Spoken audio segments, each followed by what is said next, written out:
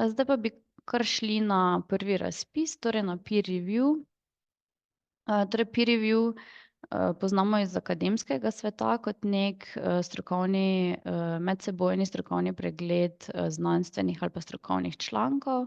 Se pa seveda uporablja tudi na drugih področjih in v tem primeru gre za medsebojni pregled trajnostnih urbanih strategij.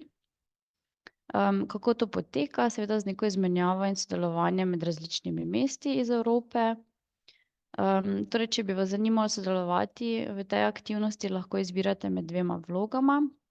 Ali ste mesto v pregledu, torej ste mesto, katere trajnostna urbana strategija se pregleduje, ali pa sodelujete kot pregledovalec in nekako pomagate s svojim strokovnim znanjem. Zdaj, osrednji mejnik te aktivnosti je dvodnevni dogodek, ki je malo širši, torej tukaj potem sodelujejo 3 mesta, katerih trajnostne urbane strategije se pregledujejo, vsako s svojimi največ 6 pregledovalci. Ni pa samo ta dogodek, gre v bistvu za proces, ki traja prej in potem še tudi po samem dogodku. Zdaj, kakšne koristi lahko pričakujete, če se odločite, da bi sodelovali kot mesto v pregledu? Torej, deležni ste greste skozi strukturiran proces, ki vam pomaga prepoznati vaše potrebe, torej bodisi pri razvoju oziroma pri izvedbi in spremljanju vaše trajnostne urbane strategije. In potem dobite res individualen, vam prilagojen odziv, razmislek, neke rešitve za vaše izzive. In pa dobite tudi strokovno podporo, torej tako s strani nekih zunanjih strokovnjakov, kot tudi s strani sekretariata Evropske pobude za mesta.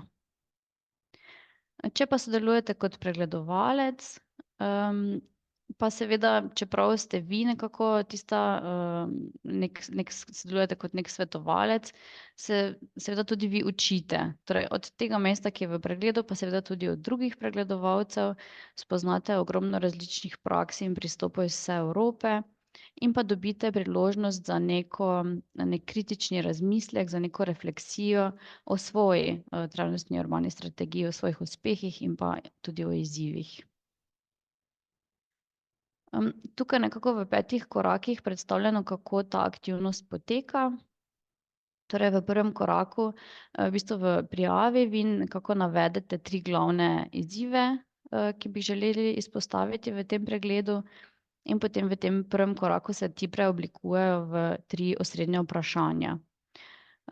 Potem na podlagi razpoložljivosti in pa seveda tudi tem, sekretariat oblikuje skupine mest, torej mesta v pregledu in pa pregledovalcev, in glede na razpoložljivost določi termin in lokacijo tega osrednjega dogodka. Potem je 8 tednov namenjenih pripravi vsebine, torej mesto v pregledu pripravlja izhodiščni dokument, ki je podlaga potem za izvedbo tega dogodka. Pregledovalci pa seveda tudi pripravljajo nekako svoje odzive, svoje razmisleke, in to je v bistvu ves čas vodeno s strani strokovnjaka, poteka s pomočjo različnih večjih spletnih srečanj. Potem se torej izvede ta dvodnevni dogodek v živo, kjer torej dobi mesto v pregledu odgovore na svoja vprašanja. In pa potem se aktivnosti ne zaključijo, torej oddate sicer poročilo, ampak poteka še neka evalvacija. In pa potem v bistvu sekretariat nudi tudi podporo pri prijavi na izmenjavo mest, torej na ta drug razpis. In mesta, ki so sodelovala v peer reviewju, imajo tudi prednost pri prijavi na izmenjavo mest. Torej, kakšno podporo dobite? Kot sem že povedala, strokovno podporo, logistično podporo, torej ta dogodek organizira sekretariat EUI, in pa financiranje na podlagi nekega standardiziranega obračuna stroškov, in sicer za največ 4 osebe, če ste mesto v pregledu, in pa za največ 2 osebi, če ste pregledovalec. Tukaj mogoče še na hitro predstavitev strokovnjakov, ki podpirajo to aktivnost. Nekatere mi tudi že zelo dobro poznamo iz programa Urbact. In pa, ja, razpis je odprt do 30. aprila. Vse informacije so na spletni strani, na strani razpisa. Imate torej možnost, da se prijavite kot mesto v pregledu ali pregledovalec ali pa celo oboje. In pa mogoče še to, no, da je tudi možnost individualnega posveta z EUI sekretariatom. Časovnica, torej kar hitro bi se naj vse skupaj odvilo. Zdaj smo nekje sredi aprila, rok je torej konec aprila in potem že v drugi polovici maja nekako obljubljajo objavo rezultatov in konec junija bi naj že določili termine in lokacije torej teh osrednjih dogodkov in oblikovali skupine in potem jeseni in pozimi se načrtuje izvedba teh peer review dogodkov. Zdaj pa mogoče še 3 primeri že izvedenih peer reviewjev. Torej, kot vidite, sodelujejo 3 do 4 mesta v pregledu, večinoma na teh dogodkih. Pregledovalci so iz večjih različnih evropskih držav. In pa mogoče zanimivo, kaj so nekako vprašanja, s katerimi se na teh dogodkih ukvarjajo. Torej, v prvem primeru na tem dogodku v Solunu je bilo eno od vprašanj, kako umestiti presečno podnebno prioriteto v trajnostne urbane strategije. V Coimbri recimo, kako vključiti deležnike in s tem okrepiti izvajanje trajnostne urbane strategije.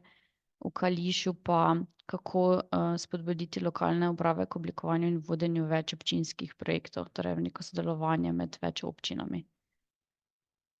Torej, kot sem že povedala, vse informacije so v bistvu v tem vodiču za prijavitelje, Guidance for Applicants, in pa sem danes tudi preverjala, so še prosti termini za te individualne sestanke, kjer če imate neka specifična vprašanja, res dobite takoj odgovor s strani sekretariata. Kar se tiče upravičenosti, končne informacije v zvezi z upravičenostjo seveda daje sekretariat, ampak glede na nekako naše razumevanje razpisa so torej v Sloveniji za mesto v pregledu upravičene vse mestne občine, ker pač imajo trajnostno urbano strategijo, ki je nekako predpogoj, da se sploh peer review lahko izvede. Za pregledovalce pa so upravičene tudi druge občine, ki ustrezajo pogojem glede stopnje urbanizacije. Torej, to je ta Eurostatov standard DEG Urba 1 in DEG Urba 2. Mi smo pač zato oblikovali en tak seznam in to je 46 slovenskih občin, vključno z vsemi mestnimi občinami, so torej upravičene, da sodelujejo kot pregledovalci v tej aktivnosti.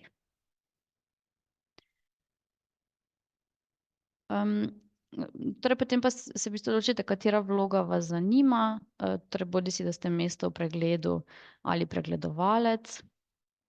Mogoče na tem mestu še povem, da v bistvu, je sekretariat pripravil neke videe z izkušnjami mest, ki so že sodelovala, ki si jih lahko pogledate in mogoče še tam dobite neki uvid, kako to v resnici izgleda in kaj lahko s tem pridobite. In potem, če želite biti mesto v pregledu, morate torej nekako definirati 3 ključne izzive, ki so lahko torej povezani ne samo z oblikovanjem, seveda vemo, da vse mestne občine že imajo oblikovane svoje trajnostne urbane strategije, ampak seveda tudi z izvajanjem in tudi spremljanjem njihovega izvajanja. In potem se v bistvu odločite o temah, se lahko poslužite za to različnih priročnikov. Tukaj recimo priporočajo ta priročnik strategije trajnostnega urbanega razvoja in določite relevantne teme. Pri tem pa mogoče vredno poudariti, da seveda nič ni dokončno, torej še tudi kasneje, v bistvu, ko se pripravlja to gradivo, imate možnost te svoje izzive še nekoliko preoblikovati, če bi ugotovili, da jih želite pač nekoliko drugače definirati. Če želite biti pregledovalec, pa morate seveda opredeliti svoje znanje in izkušnje, torej lahko gre za neko operativno strokovno znanje, recimo na področju sodelovanja z javnostjo ali pa neko tematsko strokovno znanje na neko temo. Pri tem si lahko tudi pomagate, v bistvu vas vodijo tukaj, kje lahko najdete informacije na eno od teh, torej in so tukaj tudi na spletni strani Portiko boste našli po tematskih področjih razporejene nekako te teme, torej na produktivno, zeleno in pa pravično. Zdaj same prijavnice mogoče ne bi na tem mestu gledali, tukaj je samo povezava. In pa potem, torej ko date prijavo, kaj sledi, vašo prijavo ocenita dva zunanja strokovnjaka, potem rezultate pogleda sekretariat EUI in sprejme končno odločitev. Torej lahko dobite potrditev ali zavrnitev, in zagotovo tudi z neko argumentacijo. In pa kot sem že povedala, torej sredi ali v drugi polovici maja so že pričakovani rezultati. Še enkrat 30. april, glavne povezave.